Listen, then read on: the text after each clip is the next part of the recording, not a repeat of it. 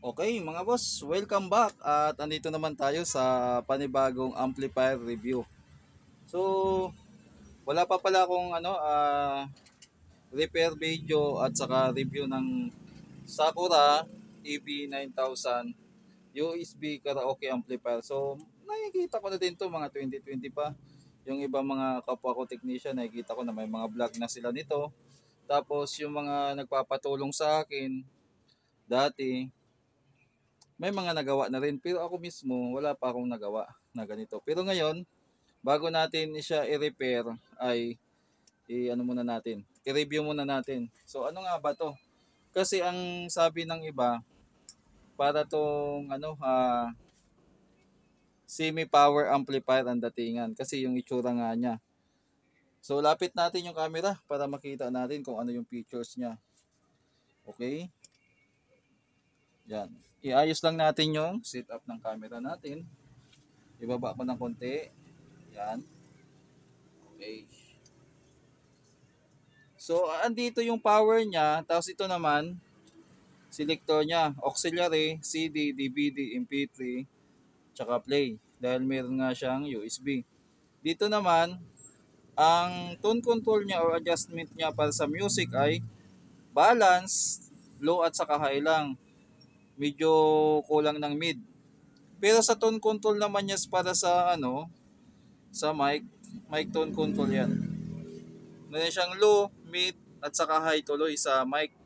So dito sa pinaka music wala. Tapos meron siyang echo at saka delay. Ito namang volume, yan music volume, then microphone volume. Then ito na sa kabila yung USB niya at saka yung input mode, uh, previous play, next equalizer, tapos repeat. Napakasimple lang ng mukha ng maangas lang tingnan kasi parang power amp ang style. So kulang lang dito hawakan. So tingnan natin yung likod.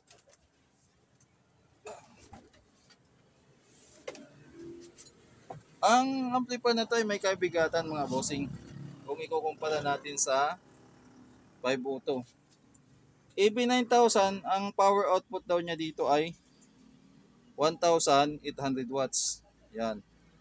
Ang input naman niya, ayan, music, signal input, DVD, CD, auxiliary. Tapos meron siyang line output. Tapos meron pa siya ditong volume or gain. Gain pala para sa music. Dito naman sa likod niya o sa kabilang side niya, hinihingal ako. Merong RL. RL. So itong seat na to ay A, ayan B, tapos A. So system A at saka system A, system B, ano ba yan? Nalilito.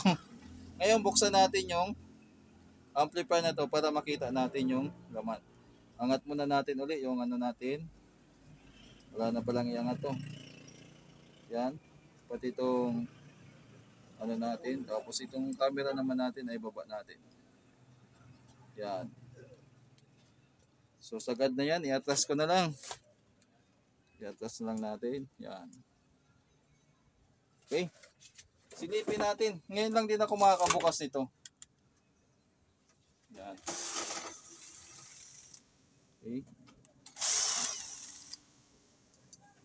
So bukas, pagkatapos nating i-review, i-repair ko to. Abangan nyo naman sa Basic Bob yung repair vlog. Sana maging success tayo.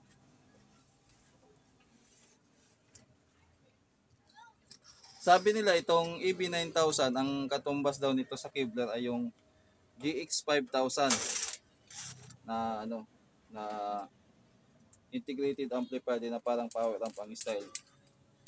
So GX5000 naman ay marami na akong beses na repair yun. May mga na-review na din ata ako nun. Okay.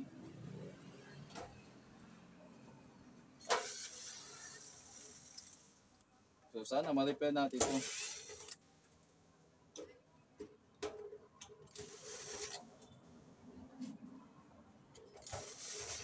Ito pala yan ang may-ari nito. Tingnan ko nga sa notebook, nakalimutan kong shout out. Nasa notebook yung may-ari. Kalimutan kong pangalan eh. Nandito yan sa listahan ko. Ay wala, nakalimutan ko pangalan. Yung may-ari nito ay viewers din ni Solid G. Actually, doon naman siya nakapagpagawa na kay Solid G. Kaya lang, nung nalaman niya na malapit dito yung location ko, sa akin na lang siya nagpagawa. Kaya lang yung amplifier niya na malaki, hindi ko tinanggap. Sabi ko, doon na lang uli kay Solid G kasi mukhang maganda yung pisto niya at sabi ko pang integrated amplifier lang ako. So ito nga, tama-tama, integrated amplifier lang din talaga yung tinatanggap ko dito. Saka mag-isa lang din ako kasi maliit lang tong pisto ko na to. Lagi nga napagkakamala ng ng mga customer ko na pag dito daw sa pag nagba-vlog daw ako, mukhang malaki daw tingnan. Pero pag nakakapunta na sila, nagugulat sila, ay ito, maliit lang pala. Yan. Ito yung niya. Ang laki ng transformer niya, mga boss. Ang laki. Mas malaki pa sa sa Concert 502H. At saka sa Sakura 757. Ilang volts bang supply nito? Tingnan nga natin. Hindi natin makita. So yung niya, ang style ng circuit niya, ayan yung pinaka niya. Okay? So hindi natin mahanap yung dito.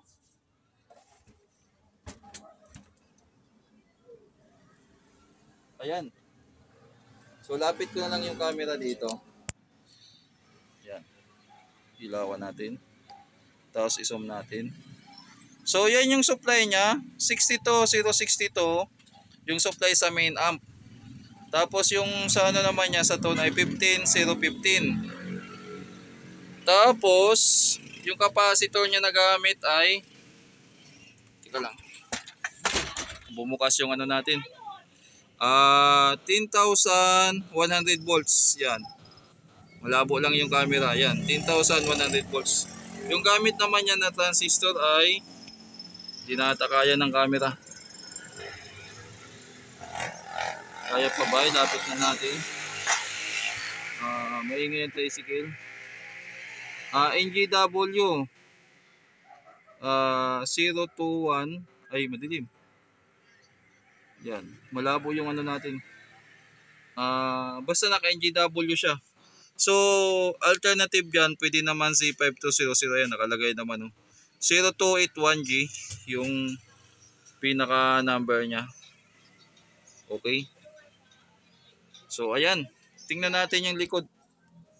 Ito ay grabe ng alikabok oh. Tingnan nyo. Punong-puno na ng linis ang kailangan nito. Chat ko pa yung may-ari nito kung ano palang problema. Nakalimutan ko kunin yung niya. Ito naman yung niya. Ito mismong amplifier section niya. So dito kitang-kita natin na anim na transistor ang gamit kada channel. So NGW siya. Tapos lilinisan natin to tapos recondition. Okay? So ito yung pinaka circuit lang niya. Madali lang naman to pag So ayan, yan yung laman ng 62. 57 lang ata yung sa sa GX 57 volts lang yung sa GX 5000 pero pure copper yun. Ito ipaalam ko sa may-ari kung pwede nating silipin kung pure copper. Ipaalam ko. Yung size naman ng niya, wala tayo ditong ay ito. So silip. Yung size naman ng niya ay almost ito. Labo ng camera ko. O hindi ko ma-zoom. Ano ba yan?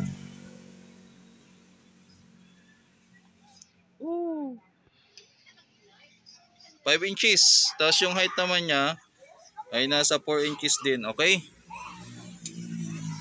So yung pure copper o hindi, abangan nyo na lang mga sir. Chat ko pa yung may-ari nito. So yan, GX 5000, GX 5000. Sakura pala to, EB 9000. So medyo mas mataas pa rin siya. Mas mataas pa siya sa ano, sa Sakura 757. Mas marami lang features yung Sakura 757 kasi yung 757 nasa ano eh, nasa 59 volts lang yung ano, 59059. Meron nata ako ditong gagawin na 757, tingnan ko nga. Ayan, 757. Gawa natin ng video yan pag ano, buksan ko, tapos i-compare natin, ha? Yan, 757. So, abangan nyo. Meron ako 757 dito at saka ano, abangan nyo. Features by features yung pag-uusapan natin dito. Tingnan natin kung ano. Tingnan ko kung bukas. Pag nalinis ko na to, o pag natapos ko na, abangan nyo mga sir. Pagkumpara natin, para kung sino may bibili ng 757 at saka ito, may idea kayo kung alin yung pipiliin nyo. Pero maganda rin to, oh. Kasi may ano eh, sa ilalim mo. Malabo nga lang yung camera ko. Okay. Ayan.